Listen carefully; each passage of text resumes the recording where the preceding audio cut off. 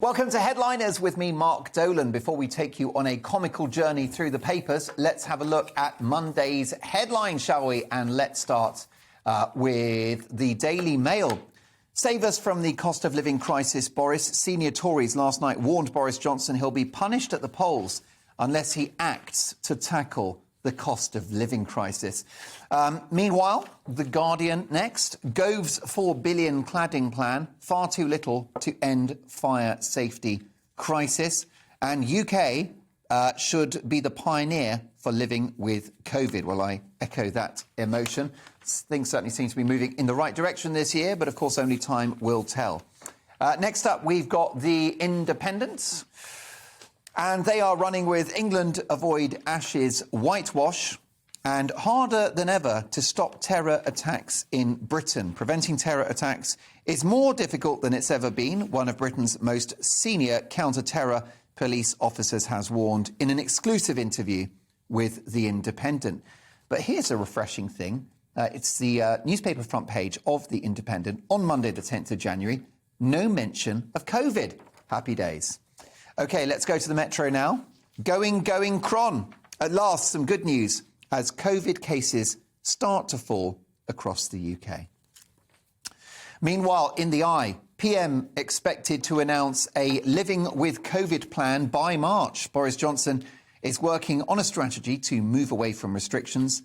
New measures to be revealed within weeks could include winding down testing, scrapping free lateral flow tests, and reducing the COVID isolation period. Well, here's hoping.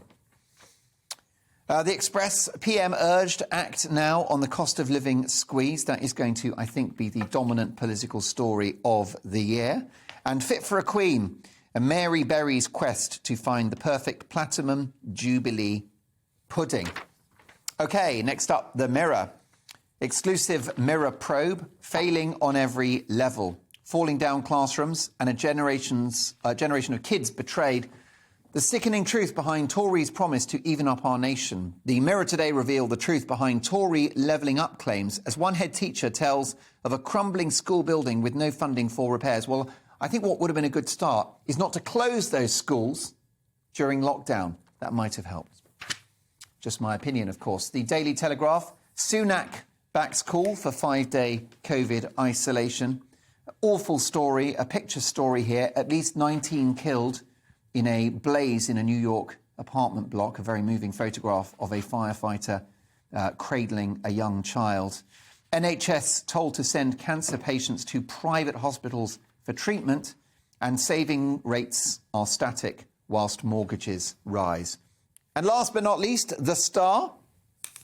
Guys, we bet you think this story's about you. You're so vain. Modern men are so vain they spend more time mirror bothering than woman bothering.